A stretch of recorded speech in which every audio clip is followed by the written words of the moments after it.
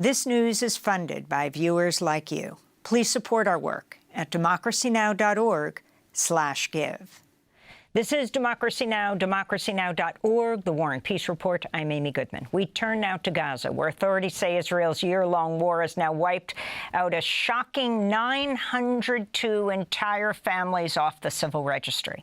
Another 1,300 families where only one family member has survived.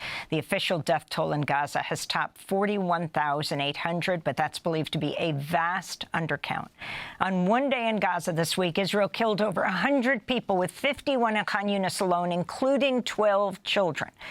Over the last 24 hours, the Palestinian Health Ministry reports at least 14 people were killed, 50 wounded in Gaza as Israel bombed residential buildings near the Nusayrat camp and struck civilian homes in Deir al-Balah and Khan Yunis. This comes as Israeli forces have killed at least 50 Palestinians across the West Bank since launching raids on August 28th. An Israeli airstrike Thursday on the Tulkarm refugee camp killed at least 18 Palestinians when an Israeli fighter jets targeted a crowded cafe, the largest and deadliest airstrike in the occupied West Bank in more than 2 decades. Israel's military claimed the bombing targeted the head of Hamas's infrastructure in Tulkarm. There's a West Bank-wide strike today protesting that attack. But we're staying in Gaza right now, where most corporate media in the United States rarely get a report from, as Israel's banned international journalists from being there. For more, we are joined by Akram al-Satarri. He is a journalist based in Gaza, standing outside the Al-Aqsa Hospital in Deir al-Balah and in central Gaza. Very little attention, Akram, is being paid right now to what is happening in Gaza as the attacks intensify there because of the attention on Lebanon and Iran. Can you describe what's happening on the ground?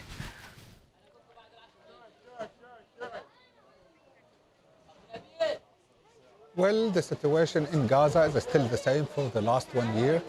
The corporate media is not paying enough attention for the situation in Gaza, not because of the war in Lebanon, but because of the embarrassment that is caused by the fact that the Palestinians have been suffering for such a very long time. And the suffering has reached all different components and aspects of their life. Families were lost, like you have just said. The children are living now with their parents, as you have just rightly said. Some people ended up living alone without their families, elderly people, as you have just said. Some children are left in the hospitals for strangers to care for them as foster family because they lost their families and no other family members remaining to look after them. The international community, including the Arab region powers and the international powers, have been talking for the past year about the importance of upholding the principles of the international humanitarian law. However, they failed to observe those international rules. They failed to maintain the dignity of the Palestinians. They failed to maintain the right of Palestinians to a decent life. They failed to maintain the right of the Palestinians to a shelter. They failed to uphold the right of the Palestinians to access medical care. And because of that, we have a very large number of Palestinians, around 95,000 Palestinians, who need urgent medical care outside of Gaza. However, they are staying in Gaza. Some of them are already dying because the very lacking situation when it comes to the medical supplies, and also for the medical and surgical expertise that is needed to conduct such precise surgical interventions to save their lives or to improve their health conditions or to prevent any kind of disability. 2.3 million people in Gaza have been subjected to continuous evacuation orders, where they are asked by Israeli forces to move from one area to another. 150,000 people were moving in 24 hours in Khan Yunis area. Around 250,000, a quarter a million, were asked also to move all together in 3 hours in Gaza central area. And now I think Israel is contemplating some more options, including the forceful transfer of the people in the Gaza North to the Gaza South and declaring the Gaza North as a military zone. So the problem of the Palestinians is that the international community could not dictate any kind of solution, could not even make Israel reconsider its positions when it comes to the way it has been dealing with the larger Palestinian population. 2.34 million people, including women, around 1 million child, because Around half of the Palestinian population is under 18, so the suffering is still continuous. And without the war in Lebanon, Palestinians were not helped a lot, and all they could access is below the minimum of any average human being outside of the Gaza Strip. So the suffering is continuous, and now the war in Lebanon is adding further burdens on the Palestinians and is giving more space for the Israeli forces to continue the bombardment in different areas. In Khan Yunis area, like you said, in one night, 54 people were killed. 22 of them were same family members, and 12 of them were children. Today, just now, a few minutes ago, 4 women were killed in an area in Gaza Central area. 4 women, 2 old women and 2 of their daughters. Some other grandsons and granddaughters were injured, and the sound of sirens in this place is also reminding us of the continuation of the crisis of the people of Palestine and of the political and moral failure by the international community to help the Palestinians and to realize their very basic rights. People are just passing by. Right behind me, you can see now, people are mourning the death of their dears. Non-stop flow of the people. Non-stop flow of the mothers, the daughters, the sisters, the sons, the grandparents who are coming there just to see off their dears. Some of them are lucky enough to make it to the hospital because the body of their dears is in the morgue. But many more, up to 10,000 Palestinians, are still missing. Missing means they have already been decomposed under the rubble of their houses. Missing means there have been some people who are living and eating and sleeping in the hope that they would find the decomposed body of their dears that has already become something that melted on the soil. Missing means some families that were scattered and they were never reunited, that they're still suffering and they're still hoping justice would be served. This is a glimpse on the life of the Palestinians, and this is part of the suffering that the people have been living and are still living.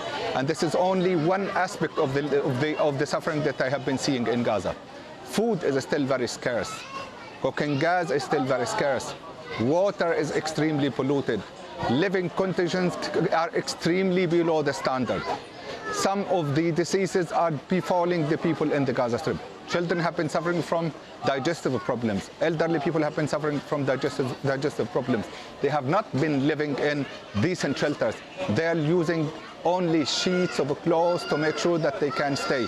So everything that has to do with the humanity is compromised in the Gaza Strip and is missing. Can you talk, Akram, about the children who are wounded? More than 1,000 children in Gaza have lost at least one limb. We have a conflict in Gaza that has created the term WCNSF, Wounded Child, No Surviving Family. Can you talk more about this as you cover what's happening there?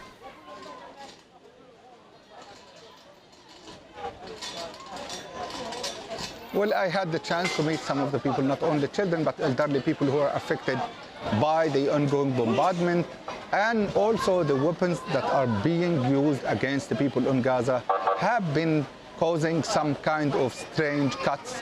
I spoke to one woman around 35, 37 years old. She was telling me that there was a missile that hit her home, and all of a sudden the missile penetrated the soil and something went out of the soil, cutting her 2 legs, and now she has to live with 2 amputations, and she needs to be trained as to how she can respond to her basic needs. There were some attempts by international organizations to build some limbs, artificial limbs center.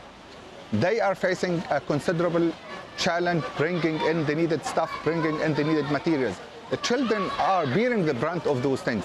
In Nasser Hospital, in Shuhada al-Aqsa Hospital, Kamal Udwan Hospital, the Indonesian hospital, I have seen children with different degrees of the injuries and also with different amputations. Some of them lost their 2 limbs. Some of them lost 1 limb. Some of them lost 3 limbs. Some of them lost sight. And they are all in need.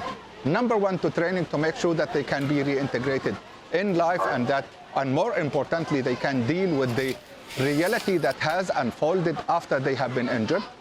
Number 2, they are facing a great challenge the very lacking situation that Gaza is living. Again, people are struggling to secure the food, let alone the medical consumables, the medications, the bandages that are needed for the dressing. So their life is extremely complicated, and I have seen different people who were just talking to me about their condition and who were asked to take their children out of the hospital, and they were telling me, because somehow I was communicating with them to know the exact situation of their children. They were telling me, how can we probably take our children back home when we have no home? How can I take a child with 2 amputations in 2 limbs, in 2 legs, and they cannot walk, and they need to find some appropriate and conducive, adapted environment for them to be able to survive the new and to live with, adapt with the new disability?